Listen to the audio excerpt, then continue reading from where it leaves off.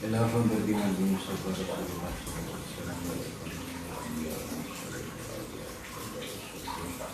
wal malaikatul muqarrabin khususan malaikat wa khususun Assalamualaikum A'udzu billahi minasyaitonir rajim Bismillahirrahmanirrahim Alhamdulillahirabbil alamin arrahmanirrahim Iyyaka na'budu wa iyyaka nasta'in Ihdinas siratal ladzina an'amta 'alaihim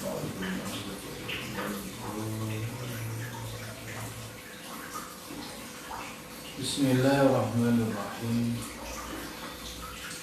Subhanaka la ilma lana illa ma 'allamtana innaka antal alimul hakim La haula wa la quwwata illa billah Rabbi shrah li sadri wa yassir li amri wa hlul 'uqdatam min lisani yafqahu qawli amin ya rabbal alamin. Pagi ini kita akan melanjutkan kajian kitab Al-Fitrah Al-Madiyah, yaitu membahas tentang kalamullah dan sifat-sifat lainnya, bagaimana pandangan Ibnu Arabi terhadap sifat kalam ini. Kalau menurut akidah Asy'ariyah, kalamullah itu ya bila sautin wala harfin, tanpa suara, tanpa huruf, karena sudah bersifat qadim dan azali. Tapi bagi mazhab lain ada yang berpendapat kalamullah itu ya di sautin wa harfin. Kita ingin melihat pandangan Ibnu Arabi seperti apa. Ternyata setelah kita kaji nanti baru kita tahu bahwa pandangan Ibnu Arabi terkait kalamullah itu persis dengan pandangan akidah orang-orang Asy'ariyah. Berbeda dengan mazhab lain yang menganggap kalamullah itu syai'in wa hakim.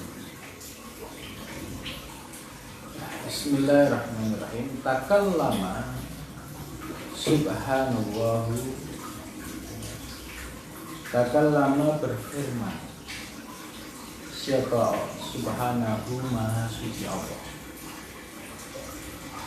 Di sini sudah nampak Ibnu Arabi menggunakan kata subhanah, bukan takallama Allah. Dengan menggunakan kata subhanahu sudah jelas Ibnu Arabi bersifat tanzih, yaitu menjaga sifat-sifat khususiyah yang dimiliki oleh Allah Subhanahu. Maka kalau menggunakan kata subhanahu maha suci Allah, tapi terhindar dari penyerupaan dengan sifat-sifat makhluk. Ya, takallama berfirman siapa subhanahu maha suci Allah. La an sumpin mutaqaddimin, tidak melalui sumpin yang mutaqaddimin yang wala sukutin mutawahhim, dan juga tidak sukut mutawahhim. Mutawahhim itu yang diasumsikan. Bikalamin qadimin, akan tetapi kalam Allah itu bikalamin qadimin, dengan kalam yang bersifat qadim, azaliyin, yang bersifat azali. Ya, ini sama persis dengan prinsipnya Asy'ariyah. Ini kalam Allah bisa, yaitu kalamun qadimun azaliyun. Jadi semakin jelas bahwa pandangan Ibnu Arabi terkait kalamullah persis dengan pandangan ahli sunnah wal jamaah, yaitu dengan pendapat Asy'ariyah. Kasairi sifatihi, seperti semua sifat-sifat Allah, min ilmihi, dari ilmunya Allah, wa iradatihi, dan iradahnya Allah, wa qudratihi, dan kudratnya Allah. Jadi menurut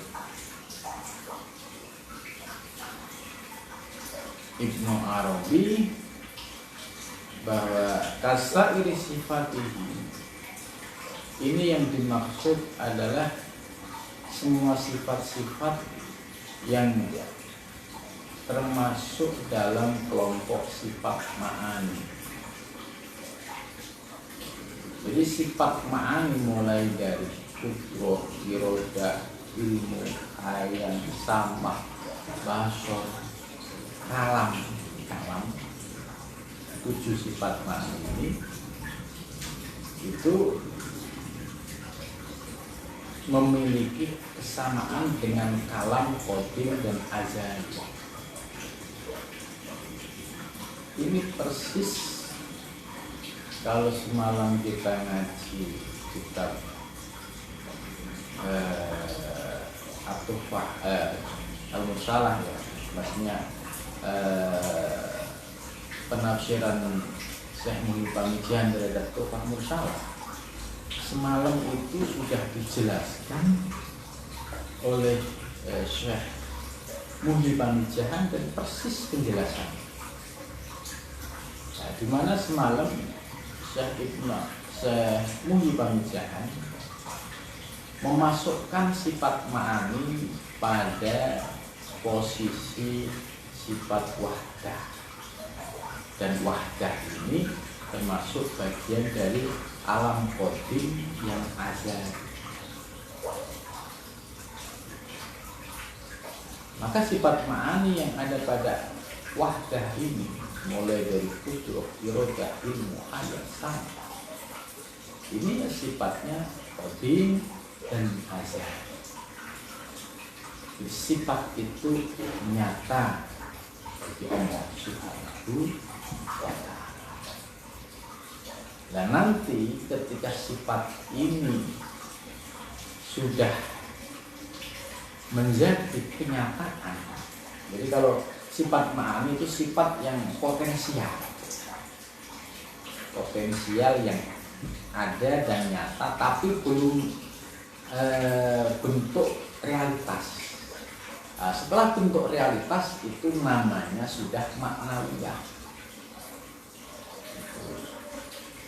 Contoh dari sifat kalam. Kalau dalam teori alam qadim, ya, saya ingin menjelaskan 7 sifat ma'ani ada di wahdah. Itu artinya ini qadim dan sifatnya masih ijmal, global. Kemudian turun di wahidiyah, di situ ada penjelasan maknawiyah, sudah mulai ada realitas kenyataan. Jadi istilahnya kalau ma'ani itu masih potensial, belum nampak aksinya, perwujudannya, tapi di makna, di wahidiyah itu ada ma'ani, maknawiyah, ya. Di wahidiyah itu ada maknawiyah, itu sebagai perwujudan dari ma'ani yang ada di wahdah. Jadi kalau kita belajar dari banyak sumber, ternyata saling mengokohkan. Jadi penjelasan Syekh Muhyiddin itu semalam itu kan kalau kita mencari rujukannya kan sulit. Ini Syekh Muhyiddin kok bicara ma'ani di posisi alam qadim masuk wahdah ma'nawiyah di wahidiyah itu gimana ya? Apa rujukan argumentasi? Ya, ternyata di sini Syekh Ibnu Arabi menjelaskan bahwa kalam Allah sebagai salah satu sifat ma'ani itu bersifat qadim azali. Begitu juga kasairis sifati, ya. Dan termasuk semua sifat-sifat Allah yang mana selain kalam, yaitu ya kudrah, irodah, ilmu, hayat, sama basar. Karena kalam sudah dilaksanakan.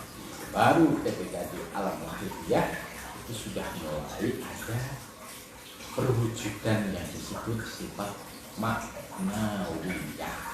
Jadi ma'ani itu masih bersifat potensi, kemudian ma'nawiyah itu sudah menjadi aktualisasi, ya, perwujudan. Contoh kalau di alam asam ini apa sih bentuk konkretnya sifat ma'aninya Allah? Ini ada di alam semesta ini.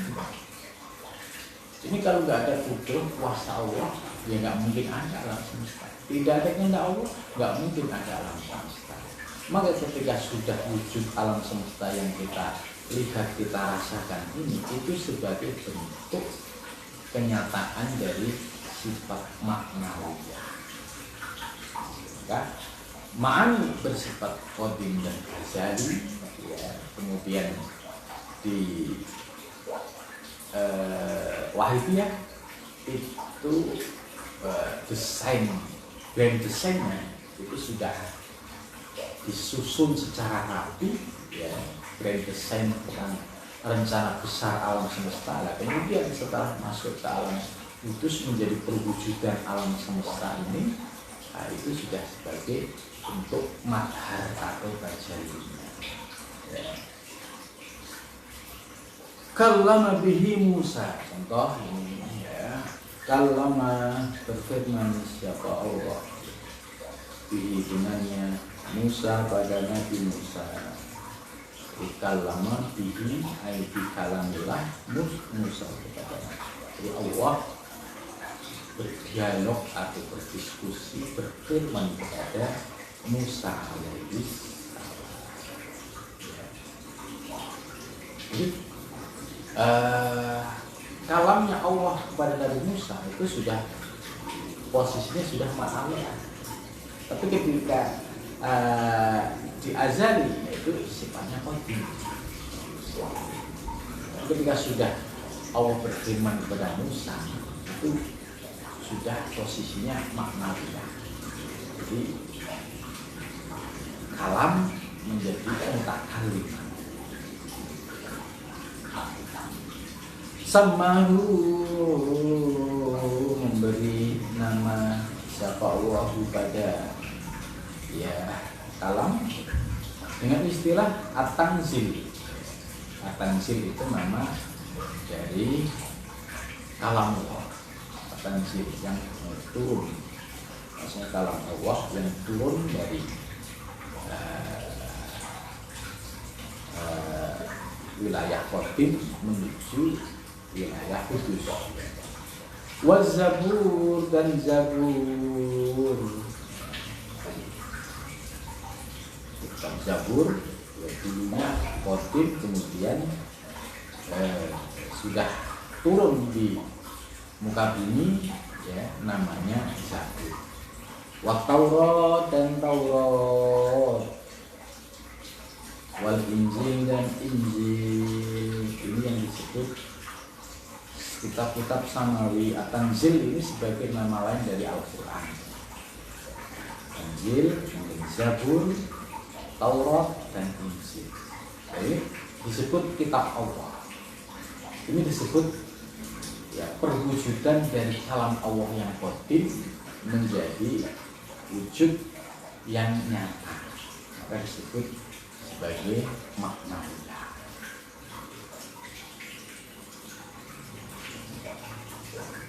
Ya, kalau dari sisi tulisan ya seperti Al-Quran itu tulisannya tulisan gaya baru. Tulisan pada zaman Nabi Muhammad tidak seperti tulisan dalam Al-Quran sekarang. Orang-orang zaman sekarang ya, ketika disodorkan manuskrip yang ditulis pada saat Al-Quran turun itu ya dipastikan ya sulit untuk bisa membaca dengan benar karena tanpa harokat, tanpa titik, dan banyak sekali huruf-huruf yang memiliki kesamaan. Nah, kemudian oleh para ulama-ulama nahwu ya, dirumuskan menjadilah wujud Al-Quran yang sekarang ini huruf-hurufnya itu sudah menggunakan kaidah ilmu nahwu dan sorof. Jadi akhirnya lahirlah disiplin ilmu nahwu sorof. Itu dari aspek untuk mengkaji dari sisi bahasa. Ya. Al-Quran, Zabur, Taurat, dan Injil ya, itu sudah berupa kalam yang sudah difirmankan oleh Allah. Jadi sudah menjadi makna yang turun ya, di muka bumi ya, Zabur, Taurat, Injil, dan Al-Quran. Nah, yang terjaga otentitasnya, keasliannya dan kemurniannya, keorisiniliannya itu ya Al-Quran. Karena di dalam firman Allah ya, itu sudah dijelaskan bahwa kami yang menurunkan Al-Quran, kami juga yang menjaganya. Itu dalam firman-Nya seperti itu.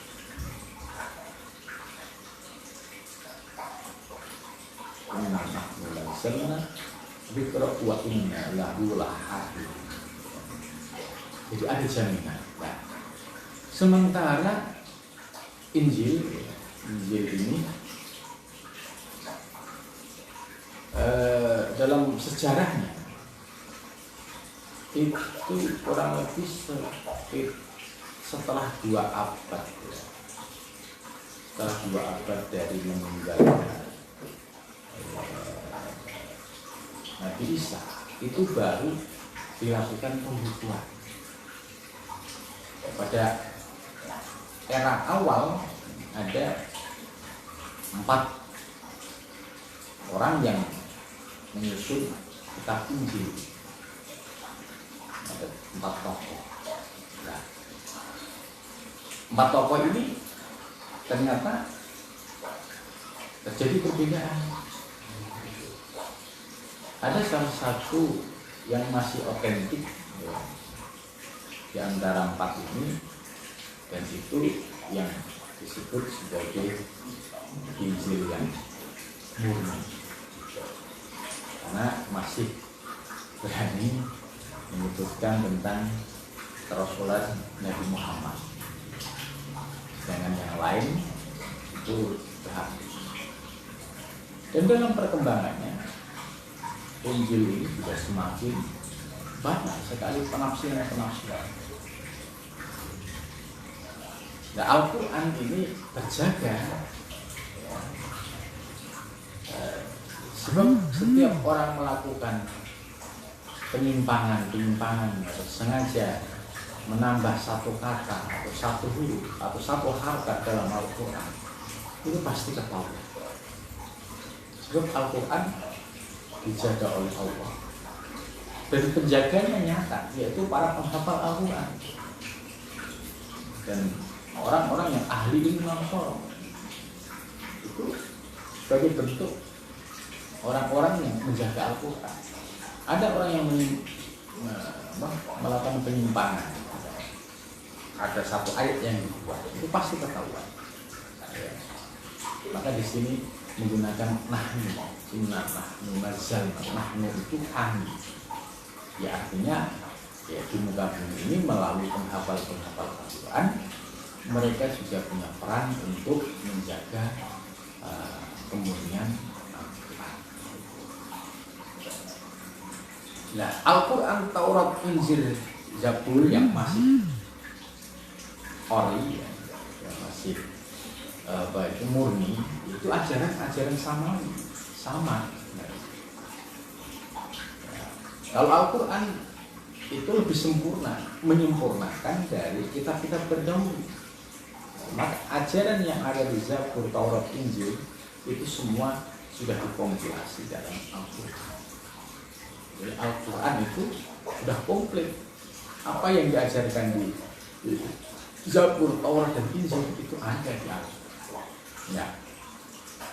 Berkaitan dengan kalamullah yang disampaikan oleh Allah kepada para nabinya yang melalui malaikat Jibril, seperti Quran, Zabur, Taurat, dan Injil, ini min ghairi hurufin, ya. Wala aswatin, dan tidak ada suara, min ghairi hurufin, tanpa huruf, wala aswatin, ya. Dan tidak melalui suara, wala nanggomin, wala lugotin, dan juga tidak, ya, dengan satu bahasa. Artinya kalau yang kodim, ya itu turun, ya penjelasannya tadi min ghairi hurufin wal aswatin, tanpa suara dan tanpa suara, tanpa huruf dan tanpa suara.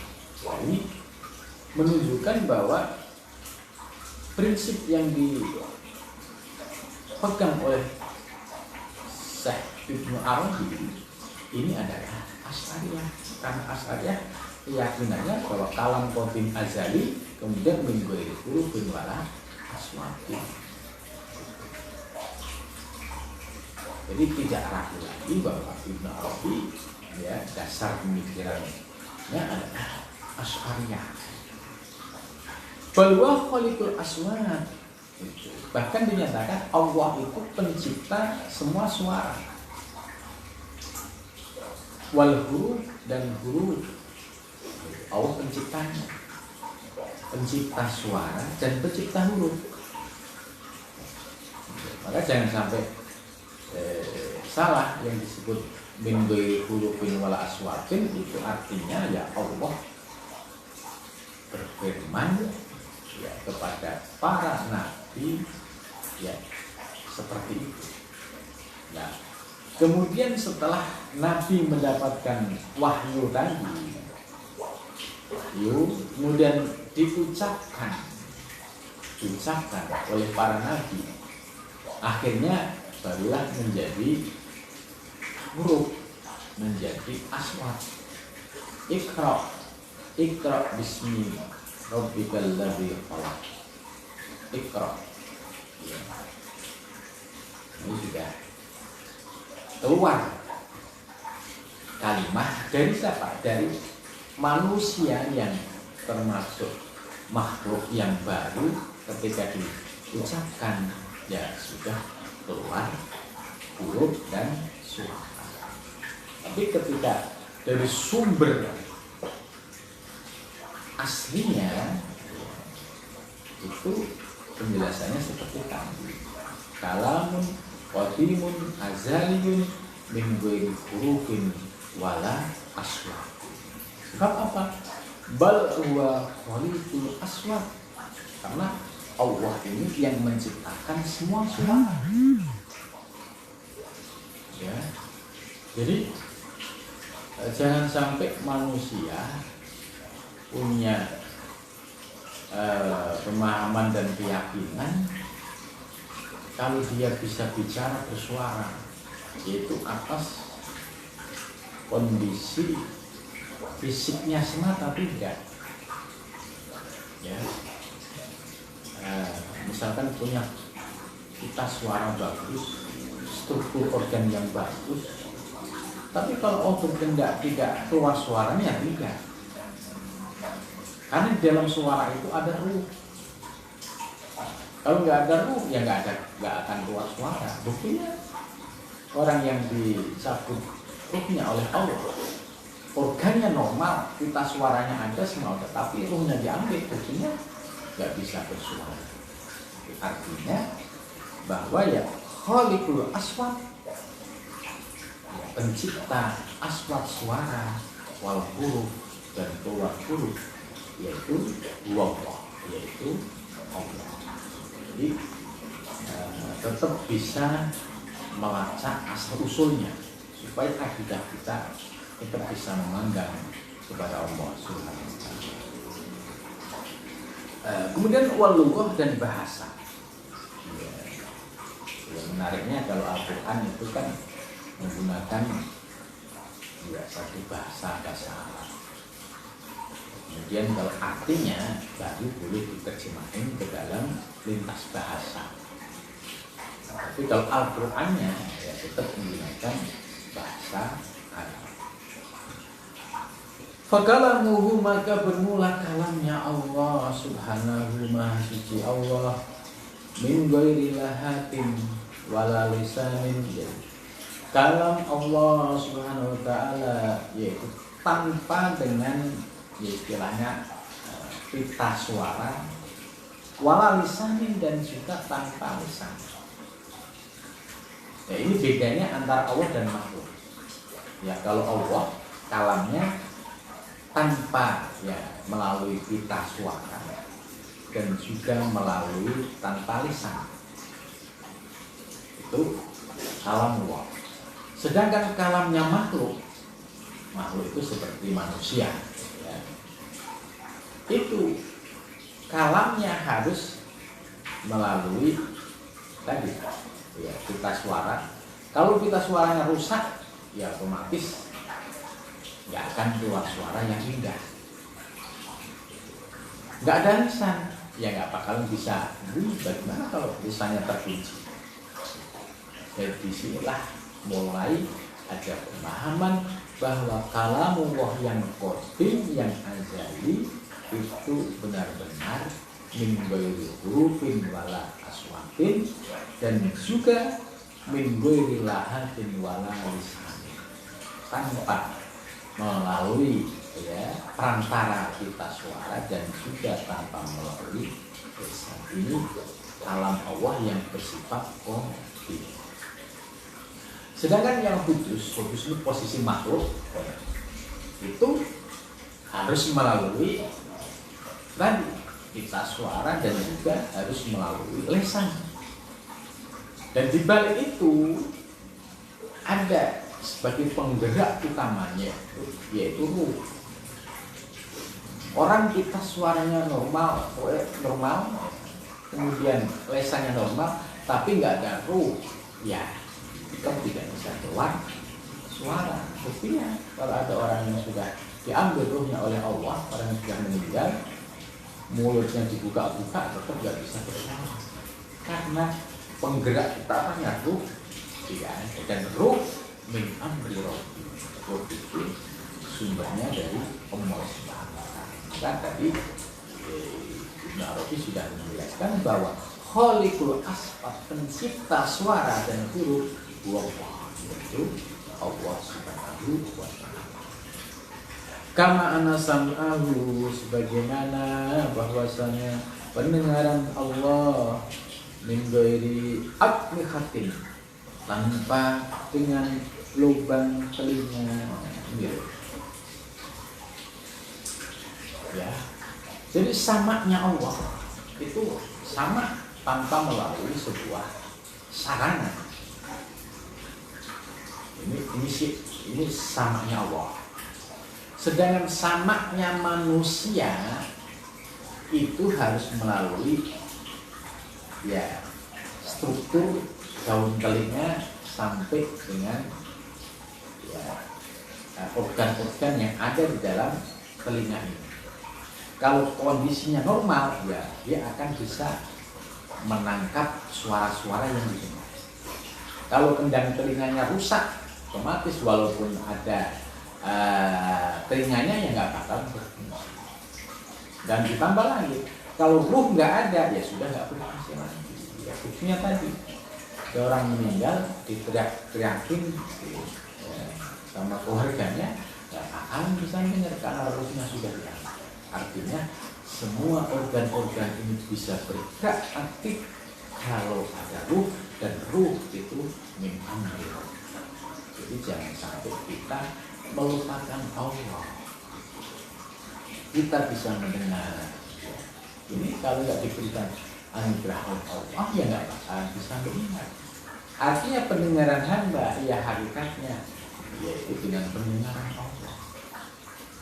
Buktinya tadi, kalau hamba merasa punya pendengaran, ruhnya diambil nggak berfungsi.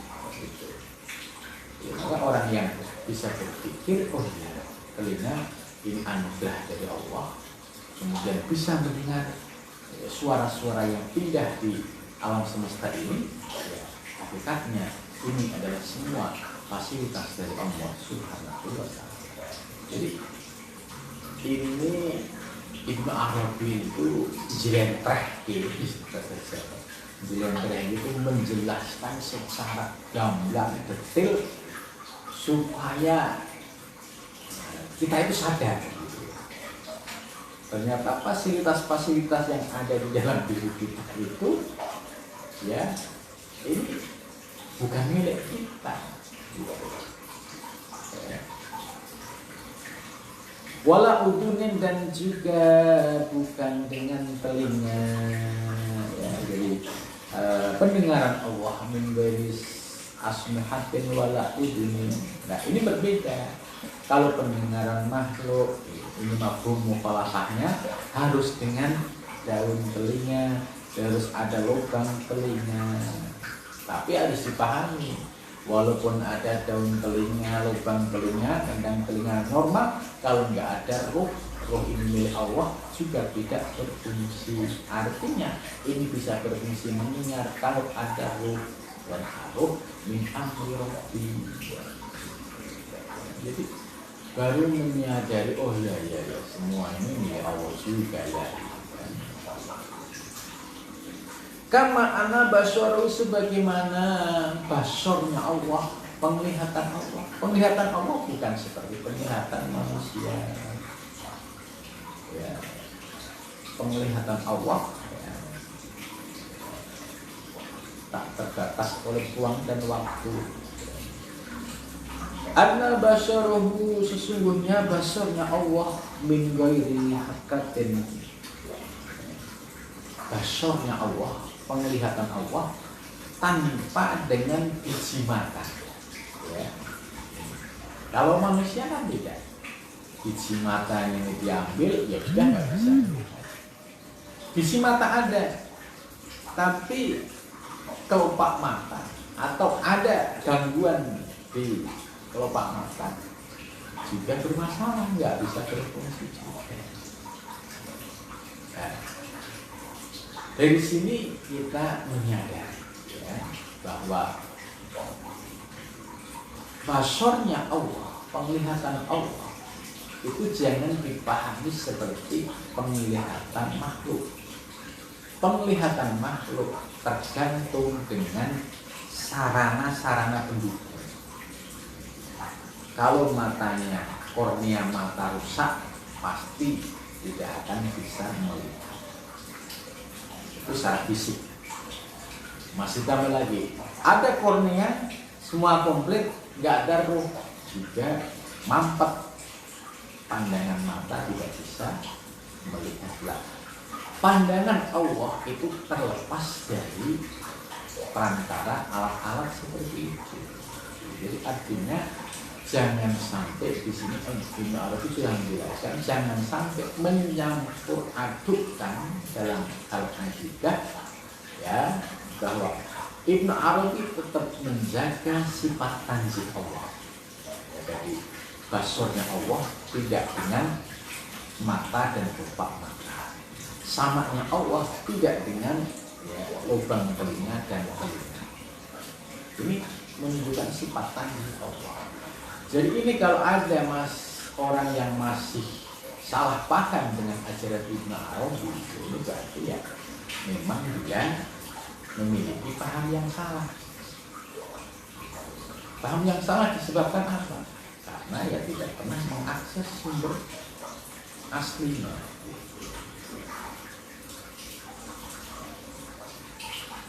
Jadi basornya Allah itu min ghairi harkat, tanpa biji mata wala aspan dan tanpa kelopak mata. Oh iya, ternyata biji mata, kelopak mata ini anugerah dari Allah.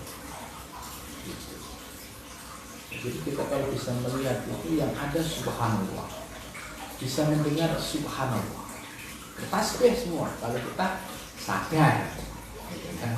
Tapi kalau hatinya ditutup, ya ada kesadaran mengingat Allah, gitu kan. Karena kayak seolah-olah punya dirinya sendiri.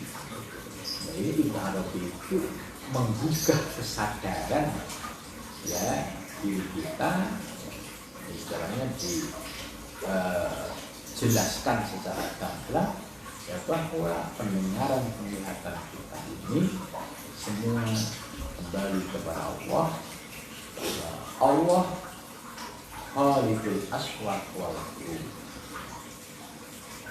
Selanjutnya kama anna irodatahu, ya, sebagaimana sesungguhnya iradah Allah fi ghairi qalbin, ya, tanpa dengan hati wala jananin, tanpa dengan ruh. Maksudnya begini, ini kita manusia mau punya keinginan, saya mau beli sesuatu lah, itu kan ada keinginan, ini namanya iradah. Nah itu munculnya bisa dari hati dan bisa dari ruh. Iradah Allah tanpa seperti itu, ini yang dimaksud seperti itu. Jadi iradah Allah tanpa perantara seperti itu. Kama anna ilmahu, sebagaimana sesungguhnya ilmunya Allah. Ilmunya Allah, ya, min ghairi ittiradin, tanpa susah payah, wala nadhuri, dan juga tidak melalui nadhur, proses analisis fiburhanin, di dalam bukti-bukti di alam semesta. Ini untuk membedakan bahwa pengetahuan Allah, ilmunya Allah terlepas dari semua itu. Sedangkan ilmunya manusia ini harus ikhtiar dulu, harus susah payah, belajar dulu. Jadi ada ilmu yang sifatnya ikhtiar yang harus dicari. Pengen ngerti nahwu sharaf, pengen ngerti membaca Al-Quran yang bagus, yang makhrajnya pas, yang tajwidnya bagus, yang ilmu nahwu ini nggak tahu, ini nggak bisa ujuk-ujuk langsung dari langit, itu nggak bisa. Tapi ya harus sekolah dulu, sekolah madrasah dulu, belajar dengan para guru dari di kampung dulu namanya sultan, kalau sekarang itu kemudian belajar ilmu tajwid, ada tuhfatul atfal, ya. Kemudian baru belajar ilmu nahwu sharaf, ya. Mulai dari jumlah, imri, alfiyah, terus balaghah. Ini ilmu ikhtiar yang harus dicari supaya kita bisa memiliki ilmu itu. Nah, maka jangan sampai kita salah keyakinan. Ilmu semua dari Allah, terus nggak mau belajar, nggak mau ngapa-ngapain. Ya, membaca Al-Quran dari sisi tajwidnya berantakan, makhraj hurufnya berantakan, nahwu sharafnya berantakan. Terus sudah menyandang gelar ustaz. Ini gimana kualitas keilmuannya? Ya karena tadi dia nggak mau belajar, ikhtiarnya nggak dilakukan. Apa terus dengan sebagai ustadz itu ilmu laduni turun langsung bisa semua. Ya tidak. Ada ilmu iktiror yang harus dicari. Kalau nggak ngaji nahwu sorof, ya pasti suruh i'rab kitab judul ya pasti belepotan. Jadi ini Ibnu Arabi menjelaskan bahwa ilmu iktihar ini ya ilmunya hamba yang harus diikhtiar, harus melalui proses belajar. Tanpa proses belajar berharap saya dapat laduni bisa baca kitab kuning, ya itu ada tapi nanti tidak semua orang bisa mengakses itu. Maka kita bisa melihat ya kualitas orang itu pernah belajar ilmu nahwu sorof tidak itu kan kelihatan. Suruh baca teks Arab nanti kelihatan harokatnya dibaca kasroh fathah ini ada yang kelihatan. Nah di situ oh ya ini berarti nggak paham ilmu nahwu sorof. Ini buktinya ini rafa tapi dibaca fathah. Ini seharusnya jer tapi dibaca fathah padahal harus kasroh. Ini seharusnya nasab dibaca fathah tapi dibaca doma gitu. Ya. Jadi ini Ibnu Arabi itu mendudukkan satu perkara pada porsinya. Kalau kita posisi kita hamba ya harus untuk mendapatkan akses ilmu ya harus ikhtiror. Dan juga nadzor itu ya melalui proses belajar. Ya harus analisa ya terus mulai dia memiliki apa itu pemikiran analisis ya, komparatif analisis itu sudah dilakukan. Oh ya menurut ini begini madhab fikih mulai dia kenal. Oh madhab fikih madhab ilmu kalam dia mulai kenal. Ini namanya pakai ilmu ya. Terus melihat kondisi alam semesta yang ada. Ini siapa penciptanya? Ini siapa yang mengadakan? Akhirnya ketemulah yang hakikat. Ya. Kama anna hayatahu ini berikutnya. Jadi ini Ibnu Arabi itu menjelaskan kedudukan sifat ma'ani ya, itu secara detik. Ada ma'ani, ada maknawiyah. Ma'aninya Allah tadi yang tanpa suara, tanpa rupa, tanpa hura. Ini ma'aninya Allah yang bersifat qadim dan azali. Sedangkan yang dimiliki oleh makhluk ini disebut perwujudan dari maknawiyah. Kita bisa mendengar, kita bisa melihat. Lah kita bisa mendengar, melihat semua. Sumbernya adalah ruh dan ruh kita memang roh. Maka hakikatnya manusia memiliki ya perwujudan sifat-sifat yang disebut maknawiyah tadi tidak lain adalah terkoneksi dengan ruh min amri rabbika.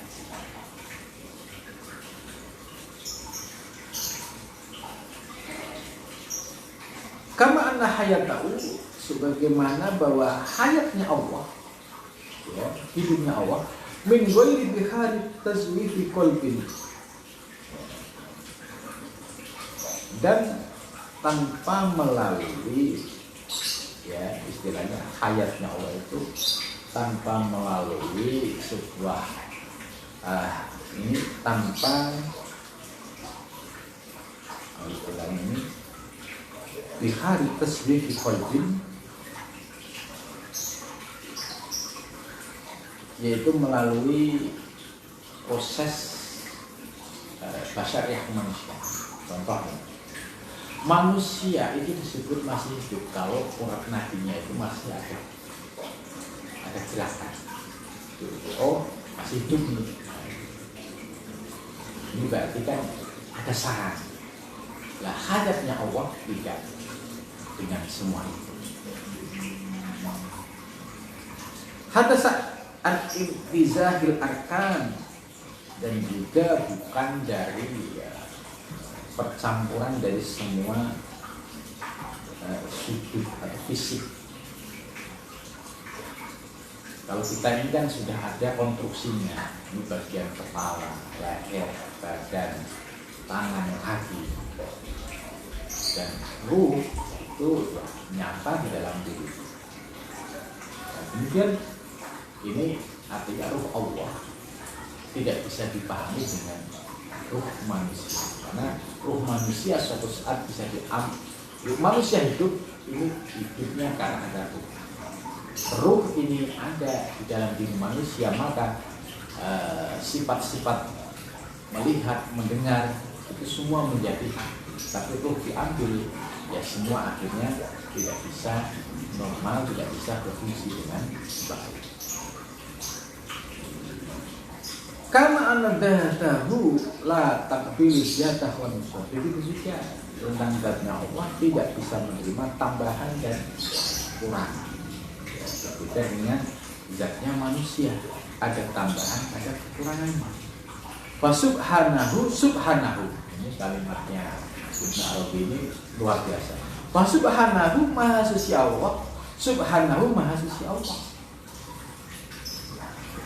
Artinya ya jelas Ibnu Arabi menjaga sifat tanzih Allah. Jadi membedakan antara sifat yang dimiliki oleh Allah yang mutin dan sifat hamba yang jadi jangan dicampur aduk. Kullu ma siwahu fahuwa anjubihi fa'il. Jadi semua selain Allah itu sebagai sifat jubi itu sifat romannya Allah. Fa'idun itu sebagai bias atau pancaran. Wa fadlihi wa adlihi al-basit lahu wal qadir.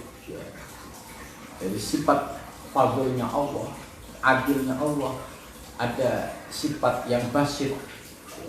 Basit itu yang memudahkan segala urusan.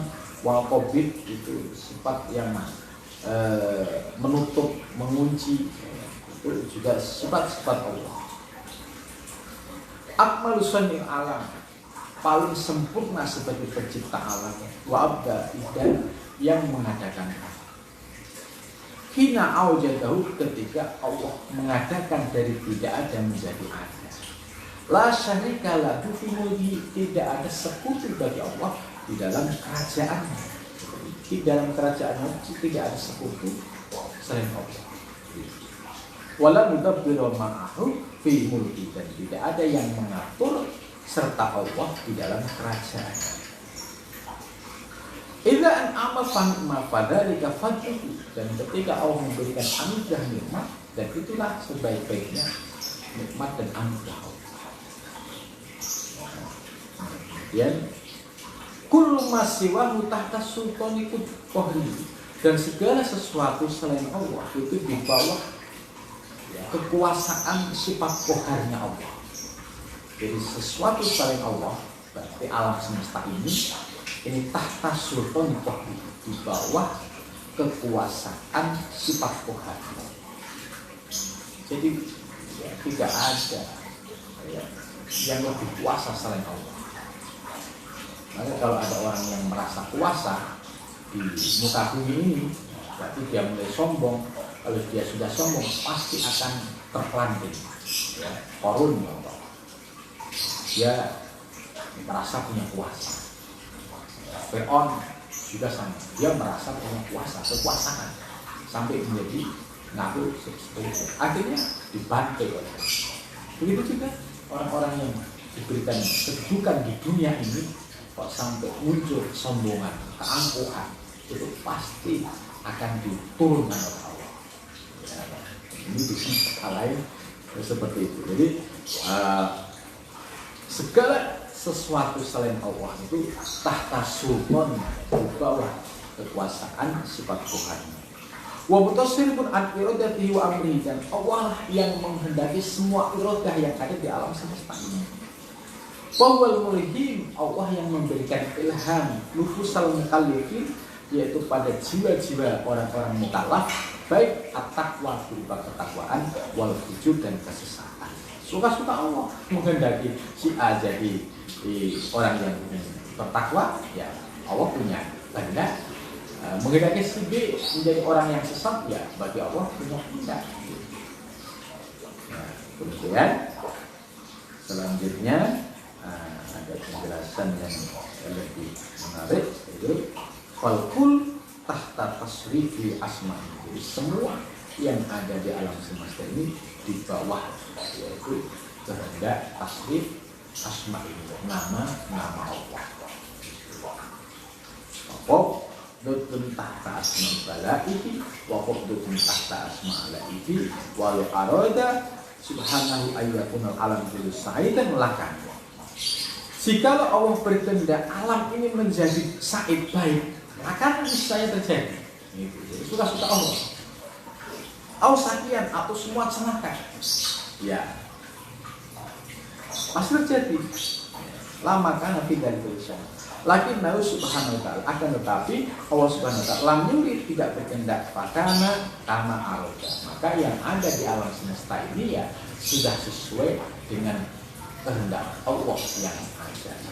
Ya, saya kira sampai di sini mudah-mudahan ya, kita mendapatkan pencerahan dari penjelasan Ibnu Arabi ini soal ya, 7 sifat ma'ani, ya, sehingga bisa memilah mana yang batil, yang bersifat tansih, mana yang kudus, ya, yang membutuhkan piranti dan sarana-sarana. Jangan sampai yang kudus ini dicampur aduk dengan yang batil. Jadi inilah prinsip dasar ya terkait dengan 7 sifat ma'ani dan ma'nawiyah. Ibnu Arabi sudah memberikan garis tegas. Kok nanti ada pengikutnya yang mencampur aduk? Nah, ini kesalahannya bukan ajaran Ibnu Arabi, tapi pengikutnya yang lagi mampu. Ya, kira-kira sampai sini. Wassalamualaikum warahmatullahi wabarakatuh.